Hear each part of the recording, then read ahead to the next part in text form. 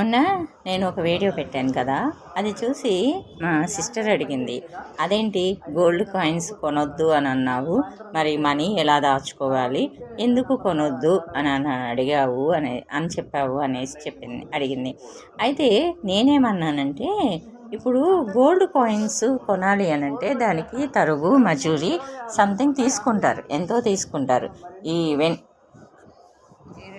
మనం gold biscuit కొన్నా కానీ, ఒక చిన్న ముక్క కొన్నా కానీ వాళ్ళు 100 నుంచి 200 వరకు ఛార్జ్ చేస్తారు. అది నువ్వు 1 గ్రామ్ తీసుకున్నావా, 2 గ్రామ్స్ తీసుకున్నావా, 5 గ్రామ్స్ తీసుకున్నా, కొంతమంది అయితే కొంచెం మినిమల్ ఛార్జెస్ ఒక 50 రూపీస్ టు 100 తీసుకుంటారు చిన్న బంగారం అయితే బిలో ఒక తులం బంగారంలోపు అయితే అంత తీసుకుంటారేమో, కానీ మోస్ట్లీ 100 తీసుకుంటారండి.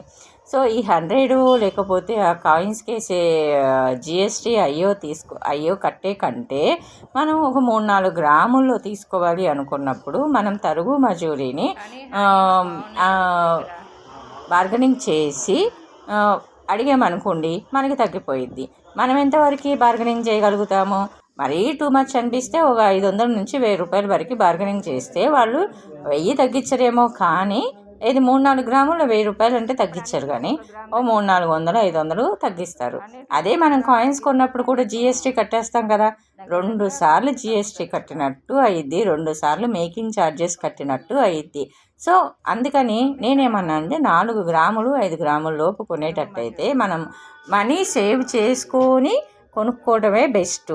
అది ఎలా సేవ్ చేసుకోవాలి అనేది ఎవరి ఆలోచనలు వాళ్ళకు ఉంటాయి. నేనైతే ఏం చేస్తానంటే ఒక డబ్బా తీసుకొని దానిలో వేసేసుకొని ఇంకా అది అసలు కదిలించకూడదు అని మనం మైండ్లో బ్లైండ్గా ఫిక్స్ అయిపోవాలి.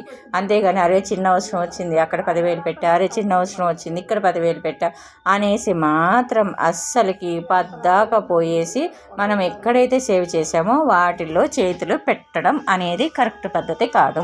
ఇది ఎలా జరిగిద్ది అని అంటే మన మీద మనకి కంట్రోల్ ఉన్నప్పుడే జరిగిద్ది. అవునంటారా కాదంటారా?